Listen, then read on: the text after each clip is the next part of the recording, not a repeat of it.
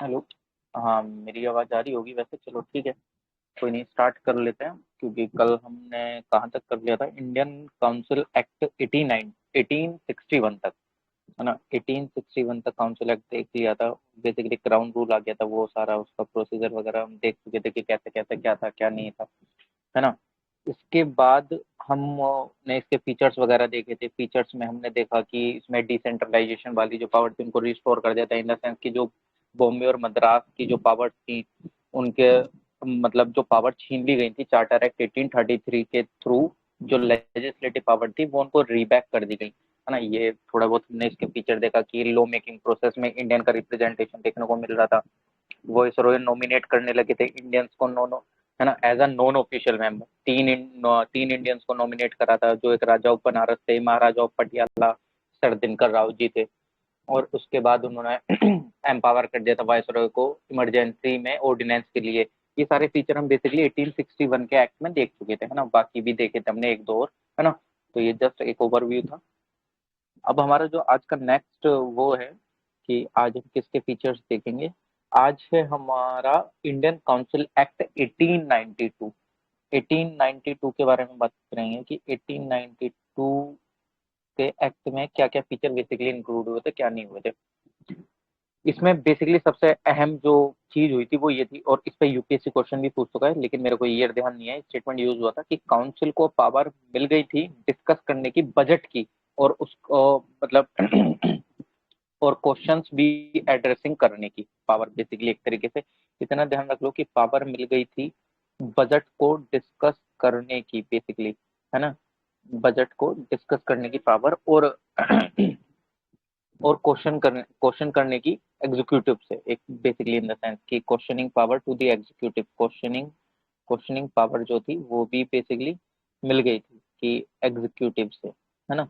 ये पहला अहम चीज थी, एग्जीक्यूटिव, है ना। अब ये पहला फीचर था बेसिकली, और इस पे यूपीएससी का स्टेटमेंट यूज हुआ है ना। तो इसको आप ध्यान रख सकते हैं।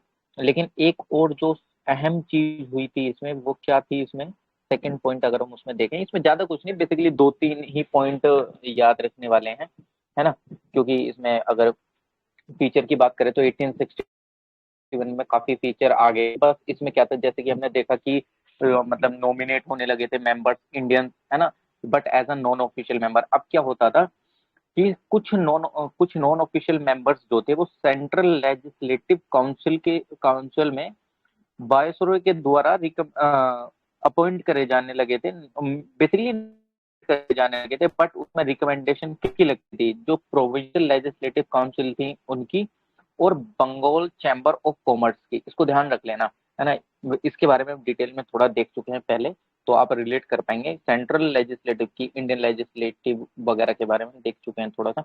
तो जो सेंट्रल लेजिस्लेटिव, उसको रिपीट करने का कोई अभी सेंस नहीं है ना। तो मैं डायरेक्टली लिख देता हूँ कि सेंट्रल लेजिस्लेटिव काउंसिल में जो as a non official member recruit होते थे वाइसरॉय के द्वारा, अब वो रिकमेंडेशन पे किसके थ्रू होने लगे थे? वॉइस किसके?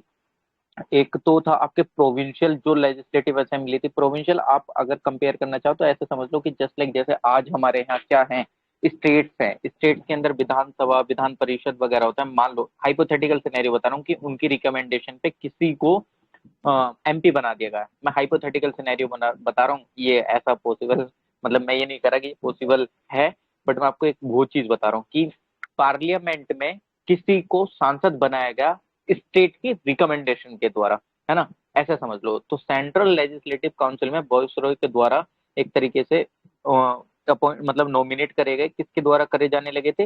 वायसरॉय के द्वारा, बट किसकी रिकमेंडेशन पे? प्रोविंशियल लेजिस्लेटिव काउंसिल की रिकमेंडेशन पे, और साथ में बंगाल चैम्बर ऑफ कॉमर्स के थ्रू, है ना। बंगाल चैम्बर ऑफ कॉमर्स की रिकमेंडेशन के बेस पे इनको नॉमिनेट करा जा रहा था, है ना। बेसिकली इतना ध्यान रख सकते हैं आप, और ये काफी अच्छा फीचर था, है ना।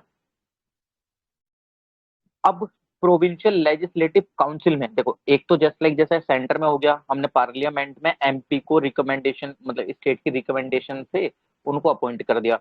अब प्रोविंशियल लेजिस्लेटिव काउंसिल में क्या होने लगा? प्रोविंशियल लेजिस्लेटिव काउंसिल के अंदर किसकी रिकमेंडेशन लगने लगी? मतलब non official, as a non official member ही रिक्रूट होते थे, इसको ध्यान रखना, ये ऑफिशियल नहीं थे but as a non official nominated member होते थे ये, है ना। तो इसको इस चीज को ध्यान रखना थोड़ा सा, मैं अगर कभी कंफ्यूज हुआ तो इंडियंस को एज अ नॉमिनेट करा जाता था नॉन ऑफिशियल मेंबर। अब प्रोविंशियल लेजिस्लेटिव काउंसिल्स के अंदर गवर्नर के द्वारा नॉमिनेट करे जाते थे, बट किसकी रिकमेंडेशन पे, है ना। प्रोविंशियल लेजिस्लेटिव पीएलसी लिख देता हूँ, इसमें रिक्रूट होते थे Indians as a non official member किसकी रिकमेंडेशन पे, और ये किसके द्वारा करे जाते थे, गवर्नर के द्वारा। जैसे जस्ट लाइक जैसे हमारे स्टेट के गवर्नर होते हैं, तो सेम वैसे ही आप मान लो जस्ट लाइक वॉइसरॉय होने लगे थे सबसे ऊपर, फिर उसके अंदर प्रांतों के गवर्नर होंगे प्रोविंसेस के। जस्ट लाइक जैसे हमारे यहाँ होता है प्राइम प्रेसिडेंट होता है अभी, मतलब ये सारी चीजें कंपेरेबल है, जो हम पीछे भी पढ़ के आ चुके हैं, आपने वो भी देखा होगा कि वो सारी चीज आज भी प्रेवलेंट है कुछ कुछ, वो मैंने आपको बताई भी थी और कंपेयर भी करी थी। जस्ट लाइक मैंने आर्टिकल 77 को बोला था कि जो प्रेसिडेंट को पावर मिली हुई है वो रूल ऑफ बिजनेस की पावर भी मिली थी। अब आप ये बता सकते हैं कि वो रूल ऑफ बिजनेस की पावर किस एक्ट में किसको मिली थी, गवर्नर जनरल ऑफ इंडिया को, गवर्नर जनरल ऑफ बंगाल को, या वॉइसरॉय को। एक रूल ऑफ फ्रेम करके हमने देखा था ना किसी एक्ट के अंदर, वो एक्ट बता सकते हैं आप, टाइप कर सकते हैं कि रूल ऑफ फ्रेम वाली जो सेम पावर आज प्रेसिडेंट को है आर्टिकल 77 के अंदर, वो सेम किसको मिली थी, है ना। तो अब क्या था, इनको गवर्नर रिक्रूट करता था as a non official member, किसमें, प्रोविंशियल लेजिस्लेटिव काउंसिल में। किसके नॉमिनेशन पे, जो आपके डिस्ट्रिक्ट बोर्ड्स हो गए, आपकी म्यूनिसिपैलिटीज हो गई, यूनिवर्सिटीज हो गई, ट्रेड एसोसिएशंस हो गए, जमींदार चैम्बर, जितने भी चैम्बर्स थे जो लोकल लेवल पे वहां पे उस टाइम पे काम कर रहे थे, उनकी रिकमेंडेशन में म्यूनिसिपैलिटी एम से मैं डिनोट कर देता हूँ, है ना। डिस्ट्रिक्ट बोर्ड्स हो गए, डीबी करके मैं डिनोट कर दे रहा हूँ, यूनिवर्सिटी यू, ट्रेड एसोसिएशन, है ना। इन सब की रिकमेंडेशन गई गवर्नर के पास, गवर्नर ने उनको रिक्रूट करा किसमें, प्रोविंशियल लेजिस्लेटिव काउंसिल्स में, है ना, as a non official member. किसको, इंडियंस को। ये ध्यान रख लेना, ये 3 प्रोविजन है जो कि काफी अहम थे इसमें। और ये और बेसिकली जैसे कि आपको बताया, हम लक्ष्मीकांत को ही फॉलो कर रहे हैं और लक्ष्मीकांत के ही अकॉर्डिंग हम चल रहे हैं कि क्या क्या हो रहा था, क्या क्या नहीं हो रहा था, तो उसी के अकॉर्डिंग हम सारी चीजें इसमें कर रहे हैं, है ना। तो बेसिकली इसमें हमने देखा कि 1892 के अंदर बेसिकली एक दो फीचर हमको देखने को मिले, 3 फीचर बेसिकली 1892 के अंदर। इफ अगर मैं दिखाऊं इंडियन काउंसिल एक्ट 1892 में पहला फीचर क्या देखने को मिला था कि इसने क्या करा था, बजट को डिस्कशन वाली जो था उसको दे दिया था पावर, मतलब डिस्कस कर सकते हैं बजट और क्वेश्चनिंग कर सकते हैं एग्जीक्यूटिव से, है ना, डिस्कशन ऐसे कर सकते हैं। सेकंड, सेंट्रल जो सेंट्रल लेजिस्लेटिव काउंसिल होती थी, सीएलसी लिख देता हूँ मैं, सीएलसी, और एक प्रोविंशियल लेजिस्लेटिव काउंसिल होती थी, उसमें as a non official member को रिक्रूट कैसे करा जाता था। सेंट्रल लेजिस्लेटिव काउंसिल में किसके वॉइस और किसके रिकमेंडेशन पे उनको रिक्रूट करता था इंडियंस को as a non official member, Bengal chamber of commerce plus एक किसकी रिकमेंडेशन पे, प्रोविंशियल लेजिस्लेटिव काउंसिल की रिकमेंडेशन पे। इन दोनों की रिकमेंडेशन पे वॉइसरॉय रिक्रूट करता था इंडियंस को सेंट्रल लेजिस्लेटिव काउंसिल में as a non official member. अब प्रोविंशियल लेजिस्लेटिव काउंसिल में किसकी रिकमेंडेशन पे बेसिकली रिक्रूट होते थे, गवर्नर रिक्रूट करता था डिस्ट्रिक्ट बोर्ड्स की रिकमेंडेशन पे, म्यूनिसिपैलिटीज की रिकमेंडेशन पे, या यूनिवर्सिटीज या ट्रेड एसोसिएशंस की रिकमेंडेशन पे। ये बेसिकली इसके फीचर्स थे इनको रिक्रूट करने के लिए, है ना। इसमें 3 बेसिक फीचर थे जो कि हमने देखे हैं कि ये 3 बेसिक फीचर इसमें है ना, है ना। तो ठीक है, ये इसमें बेसिक बेसिक फीचर थे। अब हमारा नेक्स्ट आता है, और आई होप कि आपको समझ आया, वो इतना इसमें खास इतने वो नहीं थे, है ना, जो दिक्कत हो इसमें। बट अब आता है हमारा 1909 का इंडियन काउंसिल एक्ट, जिसको मोरले मिंटो रिफॉर्म के भी नाम से आप जानते हैं, है ना, आपको पता होगा। अच्छा ये बताओ, इसमें सेक्रेटरी ऑफ स्टेट कौन है, ये तो इजी क्वेश्चन है वैसे, जो हम पढ़ते हैं मोरले मिंटो। तो ये मोरले और मिंटो ये दोनों अलग है ना, मोरले मिंटो दोनों अलग हैं। तो इसमें बताओ कि इसमें एसओएस कौन है, मतलब सेक्रेटरी ऑफ स्टेट कौन है, और वॉइसरॉय कौन है। ये दोनों अलग अलग नाम है, दोनों एक नहीं, आपको पता ही होगा। ये एकदम इजी सा क्वेश्चन है, आप टाइप कर सकते हैं कि ये सेक्रेटरी ऑफ स्टेट है और ये वॉइसरॉय है ना। तो आप टाइप करके बताइएगा कि कौन एसओएस है, कौन एसओएस नहीं है। इंडियन काउंसिल एक्ट 1909 को किस नाम से भी जाना जाता है, मोरले मिंटो रिफॉर्म के नाम से भी जाना जाता है ना। Morley Minto, MM, Morley Minto reform. अब इसमें क्या फीचर आए थे, इसमें बेसिकली क्या हुआ था पहली बार एक इलेक्शन का एक एलिमेंट इसमें इंट्रोड्यूस हुआ था लेजिस्लेटिव काउंसिल के लिए, है ना। मतलब लेजिस्लेटिव काउंसिल्स के लिए पहली बार, मतलब पहले आपने क्या देखा कि नॉमिनेट वगैरह कर लिए जा रहे थे, है ना, एक तरीके से, है ना। नॉमिनेट कर दिए जा रहे थे एक तरीके से, बट अब क्या था, एक पहली बार इलेक्शन वाली चीज देखने को मिली, इंट्रोड्यूस, मतलब पहली बार कि इलेक्शन वाली चीज पहली बार इस मोर्लेमेंटो में कही गई, है ना, कि मतलब इफ लेजिस्लेटिव काउंसिल में कुछ रिक्रूटमेंट वगैरह इन सबसे रिलेटेड इलेक्शन वगैरह का एक प्रोविजन आपको देखने को मिलता है इसमें, है ना। ये सबसे पहला इसमें फीचर था, है ना। अब इसमें एक सेपरेट इलेक्टोरेट का भी इंट्रोडक्शन हुआ जस्ट लाइक मुस्लिम्स के लिए। अब मैं इसके पीछे फीचर में नहीं जाऊंगा, फिर वरना हम मॉडर्न हिस्ट्री में पहुंच जाएंगे कि क्या कंडीशन ऐसी बनी थी कि सेपरेट इलेक्टोरेट को इसमें डालना पड़ा। अब मैं वो सारी चीजें तो अभी नहीं डिस्कस करूंगा, वो अपने मॉडर्न हिस्ट्री में पढ़ रखी होंगी बहुत अच्छे से, मुस्लिम लीग की डिमांड वगैरह, इंडिया और ब्रिटिशर्स ने क्या चाल चली थी यहाँ पे, किस वजह से सेपरेट इलेक्टोरेट हुए। अब उसमें पीछे जाने का कोई मतलब नहीं है, वो आपका बेसिकली एक मॉडर्न हिस्ट्री का एक अलग से पार्ट है और वो आपने पढ़ा भी होगा तो आपको काफी अच्छे से उसके बारे में पता भी होगा। तो मैं अभी इस टाइम पे डिस्कस करना उस चीज को थोड़ा सा बचूंगा, है ना। तो आपको एक चीज ध्यान रखनी चाहिए कि फर्स्ट मतलब सेपरेट इलेक्टोरेट की भी बात इसमें करी गई थी ऐसी। सेपरेट इलेक्टोरेट, है ना, किसके लिए, मुस्लिम्स के लिए, मतलब एक सेपरेट इलेक्शंस की बात करी गई थी, है ना, किसके लिए, मुस्लिम्स के लिए। प्रोसीजर आपको पता होगा, आपने मॉडर्न हिस्ट्री पढ़ रखी है तो आप जानते होंगे कि ऐसी ऐसी क्या कंडीशन हो गई थी जिसकी वजह से वो सारी चीजों को करना पड़ा, है ना। अब और क्या हुआ था, जो साइज था किसका, लेजिस्लेटिव काउंसिल, और मतलब लेजिस्लेटिव काउंसिल कौन सी, सेंट्रल और प्रोविंसेस दोनों, इन दोनों में साइज को इंक्रीज के लिए बोला गया था, है ना। इंक्रीज किसमें, पीएल लिख देता हूँ, पीएलसी प्रोविंशियल लेजिस्लेटिव काउंसिल और सेंट्रल लेजिस्लेटिव काउंसिल को इंक्रीमेंट आपको इसमें देखने का मिलेगा। जो मेंबर्स थे सेंट्रल लेजिस्लेटिव काउंसिल में वो 16 से 60 कर दिए गए थे। मतलब पहले मान लो कि 16 मेंबर थे काउंसिल में, तो अब उनकी जो गिनती थी वो 60 होने लगी। जस्ट लाइक जैसे हम आज के उससे कंपेयर कर सकते हैं कि हमारे, आप बता सकते हैं कितने मेंबर होते हैं अपर हाउस में, लोअर हाउस में, लोकसभा में और राज्यसभा में, टाइप कर सकते हैं। तो बेसिकली आप उसी तरीके से कि सेंट्रल लेजिस्लेटिव पहले 16 के जो मतलब उनको 60 कर दिया गया था, है ना। और मतलब काउंसिल में भी बढ़ा, बट वो एक नहीं बढ़ इतना हो गया मिले। अब अगर मैं इस प्रोविजन की बात करूं तो आपको रिप्रेजेंटेशन काफी देखने को मिलेगा इसमें। आपको जो मुस्लिम पॉपुलेशन वगैरह है ना, है ना, मतलब ये काफी अच्छे से देखते हो आप इसको एज अ पॉइंट भी काउंट कर सकते हैं वैसे भी, बट हाँ मुस्लिम्स वगैरह का काफी अच्छे से रिप्रेजेंटेशन आपको काफी अच्छे से इसमें देखने को मिल रहा था, है ना। और मतलब बेसिकली अगर आप देखें तो इसमें पहली बार, मतलब इसमें पहली बार इंडियंस को एसोसिएट करा गया था एग्जीक्यूटिव काउंसिल से। मतलब बेसिकली अगर मैं बात करूं, जो इंडियंस का एसोसिएशन आपको एग्जीक्यूटिव काउंसिल को पहले क्या था, लेजिस्लेटिव थे, है ना, लेजिस्लेटिव में in the sense non official member हम इंट्रोड्यूस हो रहे थे, but as a executive council में भी आपको काफी अच्छे से देखने को मिलेगा, है ना। चाहे वो वायसरॉय को एग्जीक्यूटिव काउंसिल हो चाहे गवर्नर की एग्जीक्यूटिव काउंसिल हो, है ना। और सत्येंद्र प्रसाद सिन्हा ऐसे पहले भारतीय थे जिन्होंने ज्वाइन करा वायसरॉय की एग्जीक्यूटिव काउंसिल को।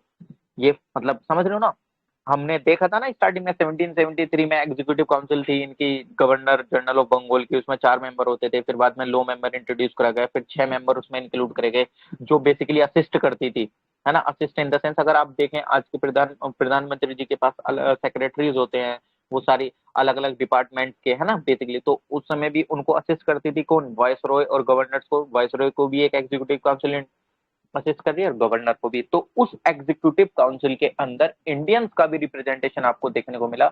और सत्येंद्र प्रसाद सिन्हा फर्स्ट इंडियन थे जो कि जिन्होंने ज्वाइन करा वॉइसरॉय की एग्जीक्यूटिव काउंसिल को।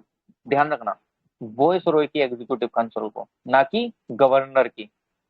गवर्नर प्रांतों में होने लगे थे, क्योंकि हमने देखा था ना, गवर्नर जनरल ऑफ इंडिया की पोस्ट को बदल के वॉइसरॉय कर दिया था 1858 के एक्ट में, जिस टाइम पे क्राउन रूल आना स्टार्ट हुआ था, है ना। तो ये चीज आपको पता होगी, है ना, बेसिकली। और ये अपॉइंट करे गए थे एज अ लो मेंबर, है ना। सत्येंद्र प्रसाद सिन्हा वॉइसरॉय की एग्जीक्यूटिव काउंसिल के अंदर as a law member introduce करे गए थे, और ये ऐसे पहले व्यक्ति भी थे, है ना। इसको ध्यान रखना, अगर आप काफी अच्छे से ध्यान रख सको तो। और एक मतलब बेसिकली ये चार पांच आपको इसमें देखने को मिला कि क्या क्या फीचर्स इसमें थे बेसिकली, है ना।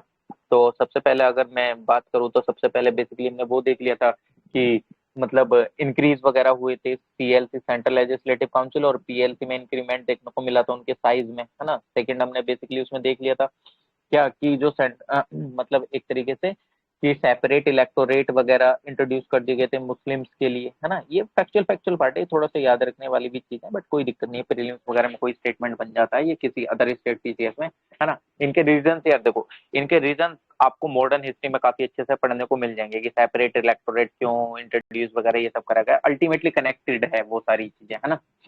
और आपको इसमें क्या देखने को मिलेगा, क्या कि एग्जीक्यूटिव एग्जीक्यूटिव काउंसिल्स में भी इंडियन का रिप्रेजेंटेशन आपको देखने को मिल रहा था। और सत्येंद्र सिन्हा प्रसाद सिन्हा आपके फर्स्ट इंडियन थे जो कि वॉइसरॉय की एग्जीक्यूटिव काउंसिल ज्वाइन करी एज अ लो मेंबर, है ना। एज अ लो मेंबर इन्होंने ज्वाइन करा, है ना। और अगर हम और पॉइंट की बात करें तो और इसमें क्या देखा था कि मतलब एक तरीके से मुस्लिम्स वगैरह का भी काफी अच्छे से रिप्रेजेंटेशन इसमें देखने को मिल रहा था, है ना। और मतलब बेसिकली तीन चार फीचर इसमें आपको काफी अच्छे से देखने को मिल रहे हैं, है ना। इफ अगर बात करी जाए एक और एक्ट अगर करना मतलब थोड़ा सा बड़ा हो जाएगा, बट कोई नहीं, थोड़ा फीचर अगर कर सकते हैं, है ना, तो कर लेते हैं, कोई दिक्कत नहीं है। 6-7 फीचर ही है उसके भी, 1999 वाला, फिर हमारे 2 एक्ट बच जाएंगे, फिर ये वाला चैप्टर हिस्टोरिकल बैकग्राउंड फिनिश हो जाएगा, है ना। फिर एक गवर्नमेंट ऑफ इंडिया एक्ट 1935 बच जाएगा और इंडियन इंडिपेंडेंस एक्ट 1947। इसमें ऐसा इतनी ज्यादा चीजें नहीं है ना। फिर नेक्स्ट चैप्टर पे मूव कर जाएंगे मेकिंग ऑफ द कॉन्स्टिट्यूशन पे, और हम ये सारी चीजें लक्ष्मीकांत के अकॉर्डिंग कर रहे हैं। लक्ष्मीकांत की पॉइंट वाइज पॉइंट में सारी चीजें कवर करने की कोशिश कर रहा हूँ जितनी मेरी कोशिश है ना, पूरा ए टू जेड, है ना, जैसे भी है। अब गवर्नमेंट ऑफ इंडिया एक्ट 1919 को देख लेते हैं कि गवर्नमेंट ऑफ इंडिया एक्ट 1990 में क्या हुआ था बेसिकली, है ना। इसमें क्या चीजें इंट्रोड्यूस करी गई थी, क्या चीजें नहीं थी, इसमें क्या कैसी चीजें थी, है ना। तो जैसे मैंने आपको एक रीजन बताया था, तो ये आप मेरे को टाइप करके बताइएगा, वरना मैं इसका आंसर आपको कल दूंगा। रेगुलेटिंग एक्ट 1773 हमने पढ़ा था, फिर उसके बाद आता है चार्टर एक्ट 1793, वो हमने देखा था। तो उस रेगुलेटिंग एक्ट को चार्टर एक्ट बना दिया गया, तो वो डिफरेंस हमने देखा था कि वो रेगुलेटिंग एक्ट को चार्टर एक्ट क्यों कहे जाने लगा। अब चार्टर एक्ट को जैसे ही क्राउन रूल स्टार्ट हुआ 1858 के बाद, क्योंकि 1857 में सिनेरियो बन गया था, क्या आ गया था, रिवोल्ट हो गया था 1857 का, आप सबको काफी अच्छे से पता होगा। फिर जो क्राउन थे उन्होंने उसको ओवरटेक कर लिया, तो उनका रूल चलने लगा था। अब जैसे ही वो आए तो अब उसके बाद गवर्नमेंट ऑफ इंडिया एक्ट चलने लगे थे, है ना, गवर्नमेंट ऑफ इंडिया एक्ट 1858 वगैरह। फिर उसके बाद काउंसिल से रिलेटेड एक्ट आने लगे थे, जो कि हमारे 3 काउंसिल से रिलेटेड एक्ट आए थे। इसका रीजन मैंने आपको बताया था वैसे कि गवर्नमेंट ऑफ इंडिया एक्ट कहलाने लगे थे 1858 में, पहला गवर्नमेंट ऑफ इंडिया एक्ट आया, बाद में काउंसिल एक्ट आने लगे थे कि काउंसिल से रिलेटेड जो भी एक तरीके से फॉर्मेशन वगैरह उससे रिलेटेड फीचर हम आप एक चीज ऑब्जर्व करेंगे, हमने काउंसिल एक्ट में काउंसिल से रिलेटेड चीजों में ही फॉर्मेशन पढ़ा कि उसमें ये सारी चीजें हो रही हैं। आपने ये नहीं देखा होगा कि मतलब कुछ ऐसा समाज में कुछ ऐसा एक्ट ले आए या कुछ ले आए, बेसिकली काउंसिल से रिलेटेड ही सारी चीजें पढ़ रहे थे हम, है ना। तो इसलिए उनको काउंसिल एक्ट वगैरह कहा जा रहा था। और गवर्नमेंट ऑफ इंडिया एक्ट क्यों कहा जा रहा था वो तो आपको बताया ही था मैंने 1858 में, जिस टाइम पे हम पढ़ रहे थे, है ना। तो अभी वहीं से सीरीज स्टार्ट होती है गवर्नमेंट ऑफ इंडिया की। अब यहाँ पे क्या होगा, वो सारे एक्ट ऐसे इंट्रोड्यूस होंगे जो कि बेसिकली आपके एज अ कॉमन पीपल वगैरह से रिलेटेड भी काफी अच्छे से होंगे, काउंसिल से रिलेटेड होने के साथ साथ, है ना। तो गवर्नमेंट ऑफ इंडिया एक्ट को मॉन्टेग्यू चेम्सफोर्ड रिफॉर्म भी कहा जाता है। इसमें भी आप बता सकते हैं एसओएस कौन है, वायसरॉय कौन है ना। तो 1919 वाला अगर हम देखते हैं तो इसमें पहला फीचर क्या निकल के आता है, एक रेस्पॉन्सिबल गवर्नमेंट आपको देखने को मिलने लगेगी यहाँ पे। एक तरीके से अगर बात करें तो एक रेस्पॉन्स अभी देखेंगे कि इसमें responsible government in the sense की कैसे है कैसे क्या नहीं, डायर की वगैरह आई थी, है ना, ये सारी चीजें भी अभी देखेंगे, है ना, क्या क्या आने लगा था। तो बेसिकली इसके आने से आपको थोड़ा सा रेस्पॉन्सिबल गवर्नमेंट की तरफ फोकस हुआ था एक तरीके से, फोकस इन द सेंस कि आपको लगेगा कि हाँ थोड़ा सा रेस्पॉन्सिबिलिटी वाली चीजें आने लगी हैं। वो अलग बात है कि वो हमको पता है कितनी रेस्पॉन्सिबल थी कितनी रेस्पॉन्सिबल नहीं थी, है ना, वो एक अलग चीज हो जाती है ना। इसने एक चीज मैं आपको बता देता हूँ इसको, जो काफी अच्छी चीज है इसमें क्या, कि इसने क्या करा था, जो कि आप आज के शेड्यूल 7 के अंदर आप देखते हैं ना कि ये 3 भागों में डिवाइड होता है आपका सब्जेक्ट। एक तो स्टेट लिस्ट में, एक एक आपकी सेंट्रल लिस्ट होगी, एक कौन करंट लिस्ट होगी। आप टाइप कर सकते हैं कि स्टेट लिस्ट में कितने सब्जेक्ट आते हैं, कौन सेंटर में कितने, कौन करंट में कितने सब्जेक्ट आते हैं।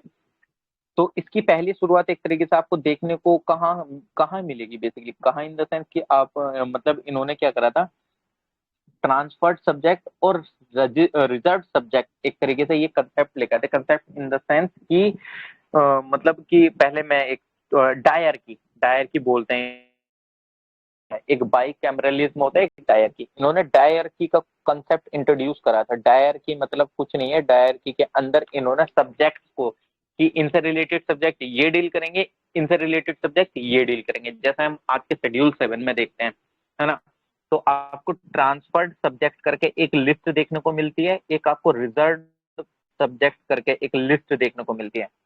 और ट्रांसफर्ड सब्जेक्ट से रिलेटेड आपके जो गवर्नर के साथ जो मिनिस्टर्स होते हैं वो रेस्पॉन्सिबल होते हैं, है ना, और वो रेस्पॉन्सिबल हो रहे थे इस फीचर के अकॉर्डिंग।